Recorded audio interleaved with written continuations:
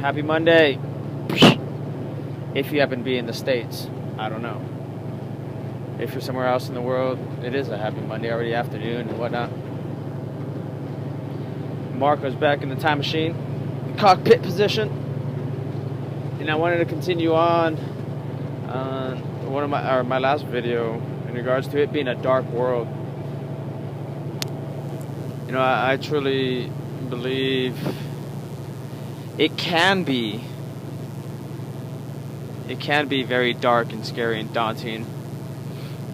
You know, and a lot of it is self-inflicted or coming from pain. You know, that was one thing it really stuck to me after reading and listening to Mr. T. Robbins, man. I think that guy is phenomenal. That guy is like extremely phenomenal. Master. But when we come to find out, or he discovered that our human race, human species, the Homo sapiens, are directed by two forces. And those two forces are either pain and pleasure.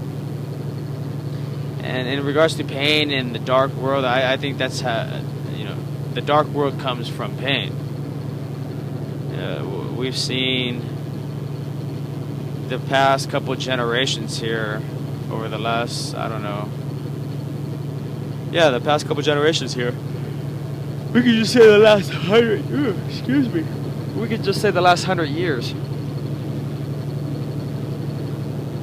We see where our parents, grandfathers, grandparents, and great-grandparents, their thought, their mentality, the way they communicated with one another within the family,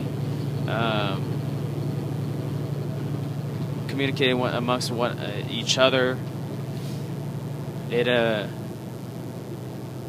It's really interesting to see and experience, witness the level of education that our family has had, our loved ones, and how they've passed down a lot of things.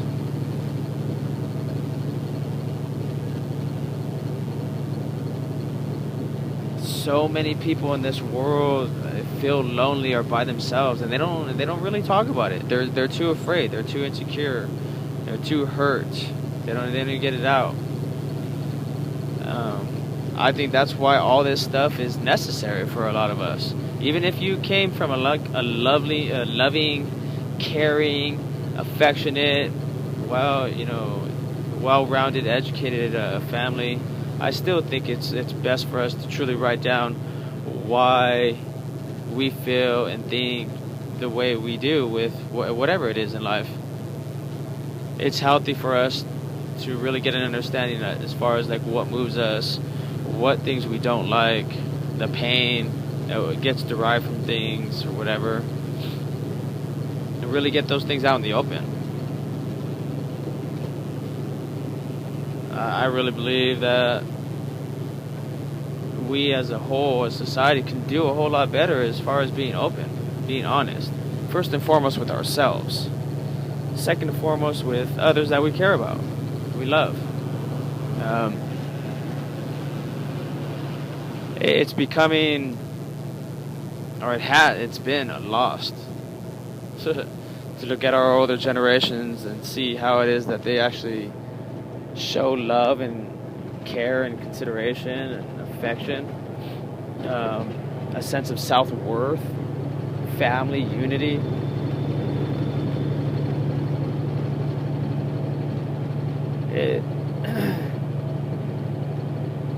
It's an interesting time period, a great time period.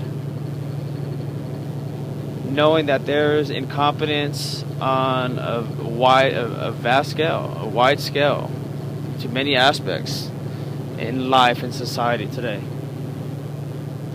I don't know why I got all these sinus issues, but anyhow, it leaves a tremendous opportunity for individuals that are running and embracing this paradigm shift that I believe we're going through, to position themselves And I think this is what's going to make it lasting. If you actually position ourselves, or we position ourselves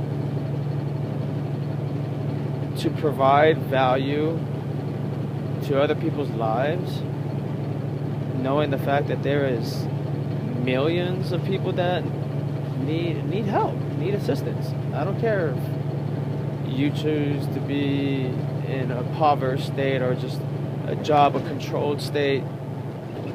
Like you need dictatorship to coexist or socialize here in the world today. Yeah, coexist.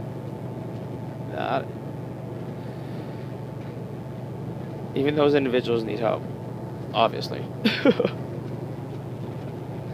But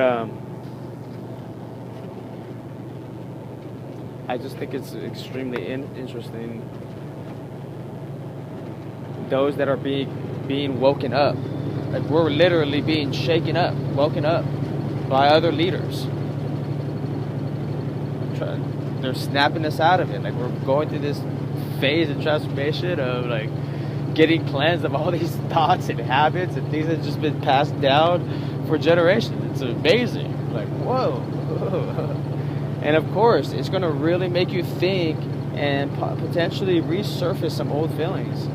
Going through 3 point something, almost 4.0, 3 point something on the 90-day challenge, 90-day challenge, 90-day the blueprint.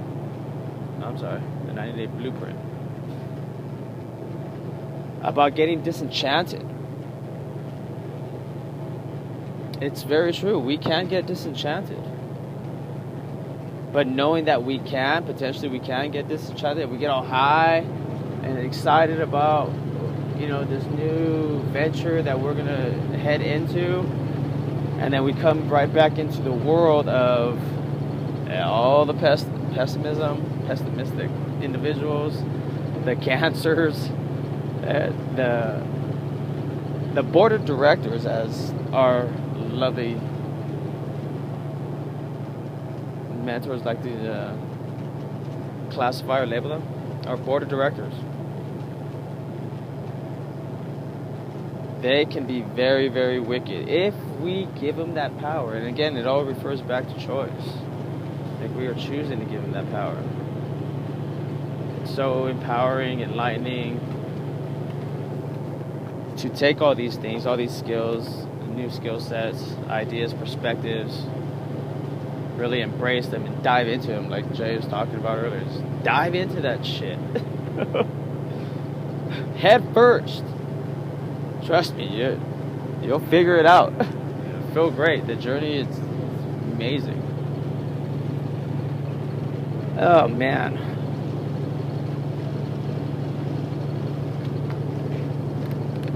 Beginning of the week.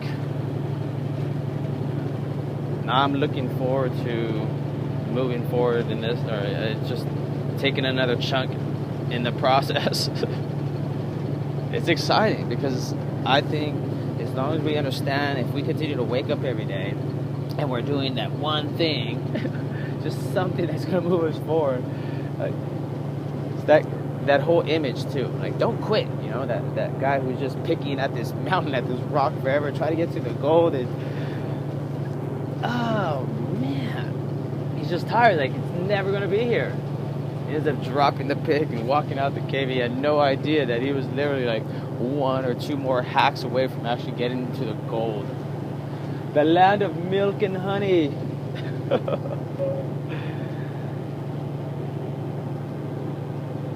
Don't quit. We are blessed with all this stuff for great reason. Fight on. Happy Monday. Let's rock this shit. Love you guys.